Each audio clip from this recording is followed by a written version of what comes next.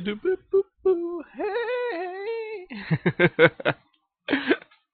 Oh man.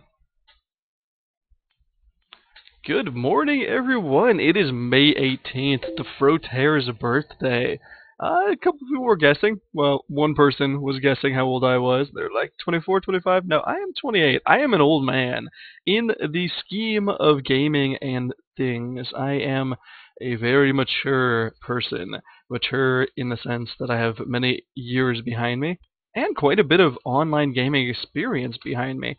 Let's see. I started when I was 11. That means I have about 17 years of online gaming experience. Man, oh man, that might be older than some of you on here. Actually, I think we have a more mature viewer base than just the general populace. But certainly, there's people I play with that are younger than that. Anyways, this is your wake up rundown for May 18th. What's the topic of today, you ask? The topic of the day is different champions and summoners for different sides of the map, whether you're blue or purple. And I never really see people, comment on this or think about it, or I've never even really heard this discussion come up, but I was like, hey, if you're on blue side, you really can't pick a top lane who is weaker than the opposition. And you're like, oh, well, duh, you never pick a top lane that's weaker than the opposition. Not true. Like, for instance, Nasus gets zoned out by a ton of people, but, the saving grace of him is he scales incredibly hard into late game. Well, how do you get him into late game without him feeding top lane? Well, I mean, sometimes you find a good matchup that he goes against, but if you give him an early gank, a lot of times that is going to ensure that he can just like sit there and sustain and farm Q. If you give him an early gank at like level 2, for instance, and then the top lane has to back off or, not go on the aggressive against Nasus because I think they might be getting camped, and he gets, 20 farm for, essentially very little harass, then he is golden. He's almost golden for the rest of the game because then he can get his Philo Stone. He already has some decent lifesteal. But that's just one example. Another thing is a lot of top laners are taking like dual offensive summoner spells. And by offensive, I mean essentially they're not taking Flash or Ghost. They're taking Ignite Heal or Ignite Exhaust.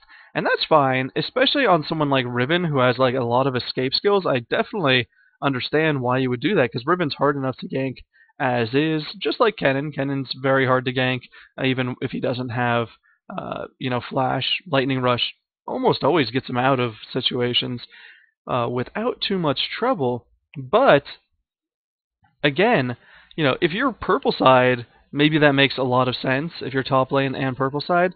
Oh yeah, take those two offensive summoner spells, especially if they have a jungler who isn't great at ganking without red buff, because then you suddenly have this little cushion where you're safe. A lot of junglers have to go blue to red and then gank. So if you're pretty certain that's the route they're going to take, and you're purple side, hey, take Riven, take Ignite, take Exhaust, go to town, take Ignite, take Heal. You don't need Escape. Same on Nidalee. You could probably get away with that. Just ensure that your jungler is going to, control their red buff. Make sure your jungler gets their red buff, so you're not getting a really early gank with a red buff from the opposition. Make sure you don't get too overextended, but for all intents and purposes, it's very hard for blue side to do a gank. Like, blue side essentially has, I don't know, very few options. One, they can go to their blue and then counter the opposition's red, then gank top, but that puts their jungler in kind of an awkward position where he can, get caught in his jungle and die. What else can they do? They can just do blue and then gank top, but then they don't have red buff, and that's often, very often, the difference between a successful gank and a non-successful gank.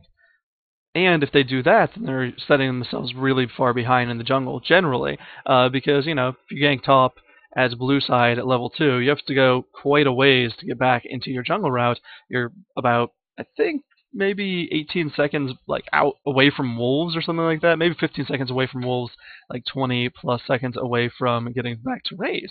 So seriously, you're kind of setting yourself behind if you do that level 2 gank top as blue side. But the other option is you can go from red to blue on blue side, but then you have to worry about your blue buff being countered. That's generally not a huge concern, but it is something you have to worry about, and that kind of takes away all counter jungling options. And also, if you do that, if you go red to blue, then suddenly you're going to get up top around the same time as their jungler is going to get up top. And then it just depends who's the stronger jungler.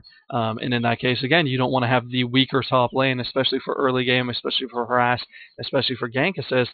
You don't want to have the weaker top lane.